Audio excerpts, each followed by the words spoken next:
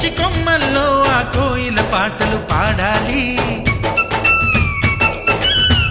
చుట్టాలు పక్కాలొచ్చి కమ్మని విందులు చెయ్యాలి.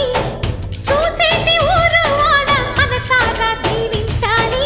నలుగురు కలిసి చేతులు కలిపి మన కలలన్నీ పండించాలి.